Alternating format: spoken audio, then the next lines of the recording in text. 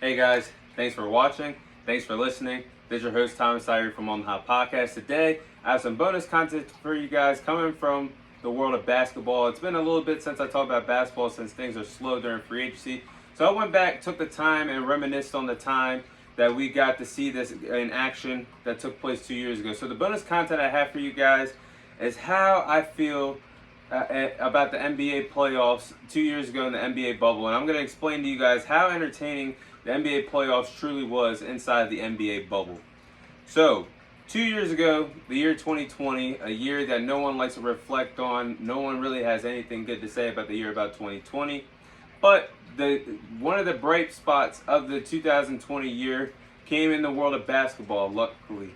And it was in the NBA playoffs inside the NBA bubble. So, 2 years ago, August 17th was the first day of the NBA bubble. It was the 2-year anniversary of the NBA playoffs inside the bubble.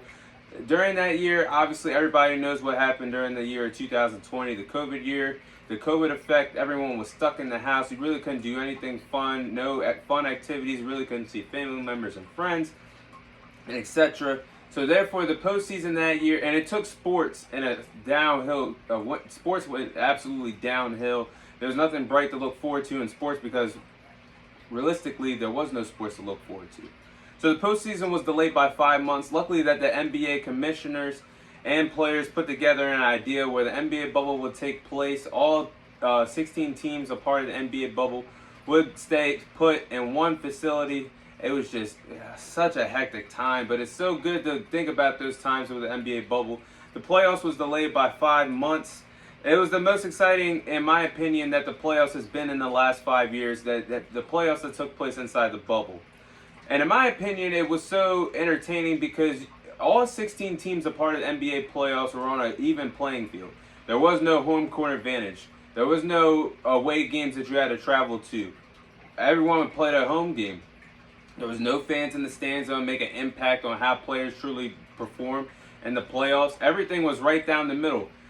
Players grinding in a closed gym, a closed environment where it block out the noise, block out the distractions that go alongside when the fans are present. All NBA players were on an even playing field. The only distractions you really could say was the virtual fans, but that's nothing compared to having virtual fans in an empty gym compared to having 16,000 or more fans jam-packed watching you play in the NBA playoffs. So I think that took a lot of pressure off a lot of players during this time in the NBA bubble. So I actually did enjoy that. There was no one seed that had the advantage over an 8th seed. Everybody was on the same playing field, and it brought the best out of people. The atmosphere was different, like I just explained.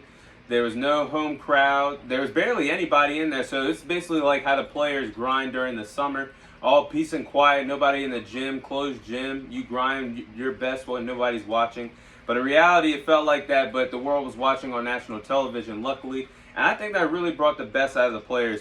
There was a total of 4 Game 7s that took place in the 2020 NBA bubble playoffs. And there was there's a lot of series that went on to Game 6 that I'll get to in a few moments. But those Game 7 matchups were truly entertaining to watch. You had the Houston Rockets back in 2020 when they had James Harden and Russell Westbrook play with each other for just one season again. Playing against OKC, Russell Westbrook's former team, and the Oklahoma City Thunder. Playing against a franchise that just traded him the previous summer. Playing against Chris Paul. Chris Paul, who was playing against his former team in the Houston Rockets, got a crack at them. And helped the Oklahoma City Thunder, who had a 0.1% of a chance to make the NBA playoffs, help them achieve the 5th seed in the Western Conference that year.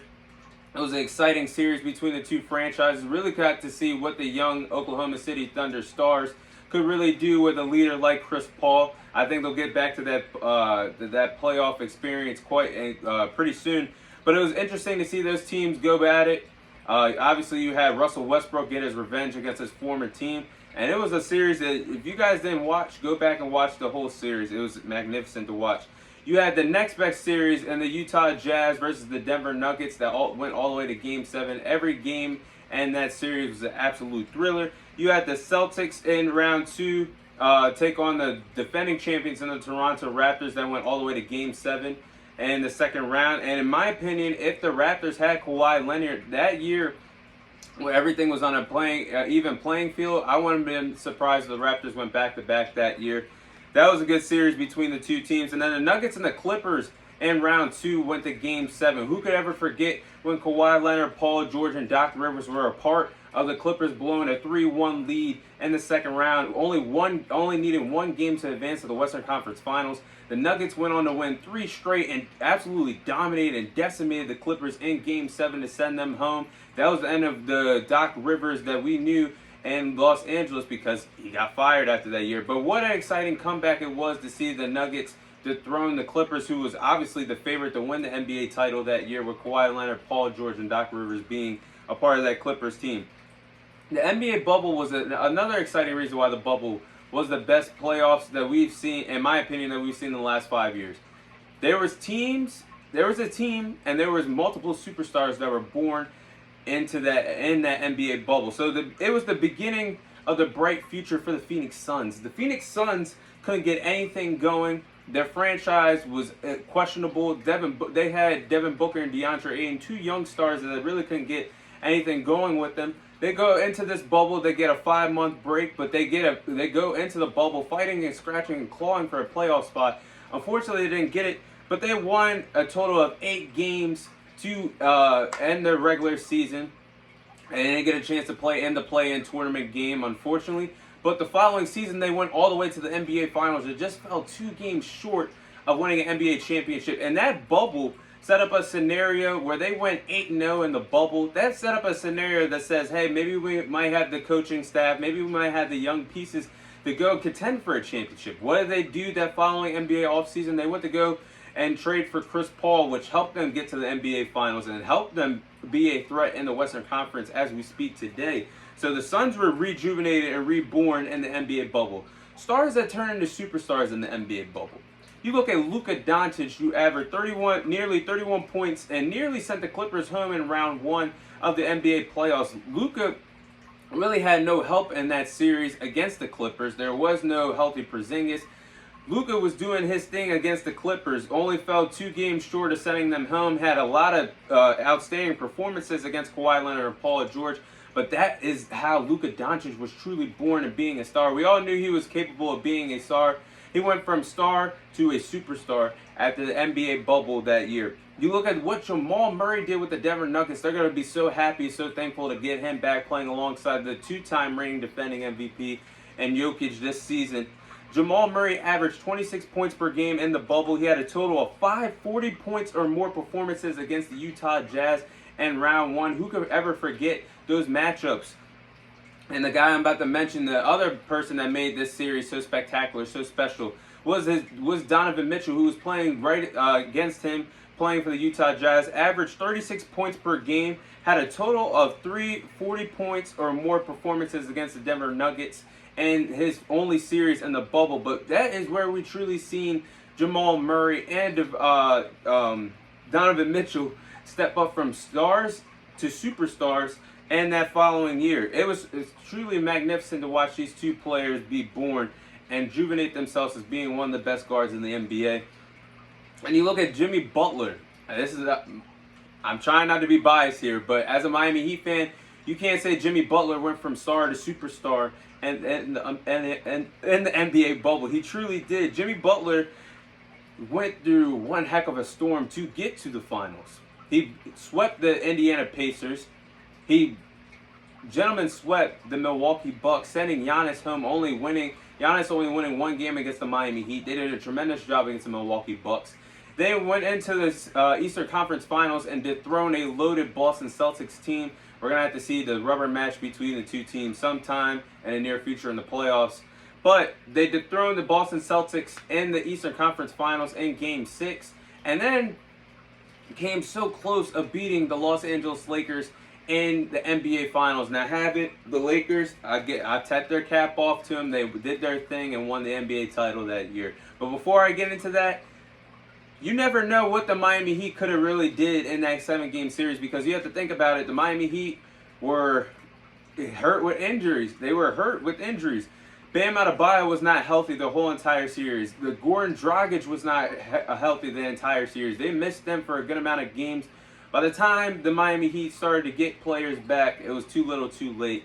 But we can never forget about the performance that Jimmy Butler had in a win-or-go-home situation, which really, truly elevated him from star to superstar in the NBA Finals going against LeBron James. That historic performance where Jimmy Butler didn't even sit out for 50 seconds or more, basically played 98% of the game, balled out, and is the only player to take LeBron James to his absolute limit in an NBA Finals game.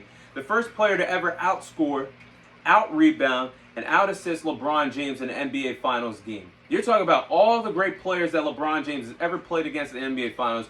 You're talking about Kevin Durant. You're talking about Steph Curry. You're talking about Tim Duncan, Tony Parker, Manu Ginobili. The list goes on and on about all the all-time greats that LeBron James has played in NBA Finals. And there was no man that ever outscored, out-rebound, or out-assisted LeBron James in an NBA Finals game until Jimmy Butler happened and the NBA playoffs and the bubble.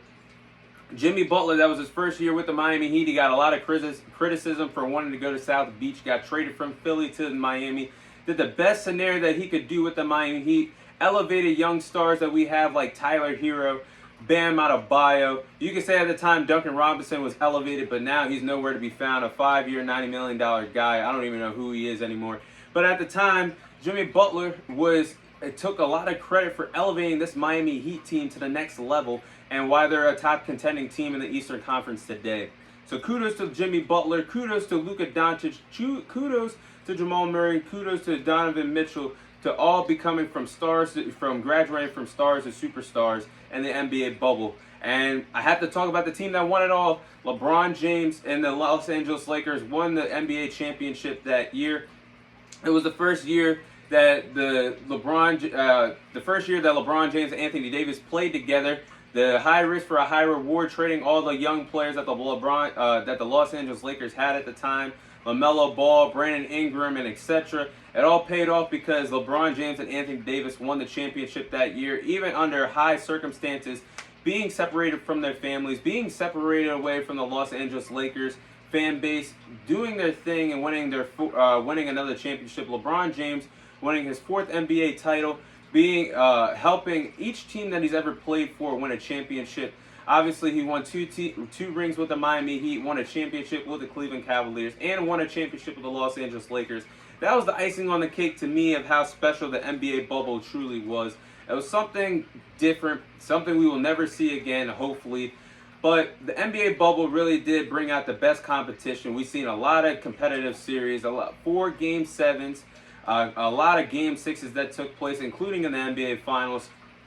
I think this is the best competitive ball that we've seen in the playoffs, in my opinion, for the last 5 years.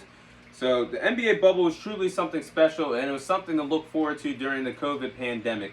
So that is my thoughts on the NBA bubble. That is all the time I have for you guys today. Thank you guys for watching. Thank you guys for listening. This is your host, Thomas Tyree, signing off. But if you guys haven't checked out episode 63, it's now available on our Instagram account, our Facebook account, and our YouTube account, and our Apple Podcast account. So go ahead and check out episode 63 if you haven't.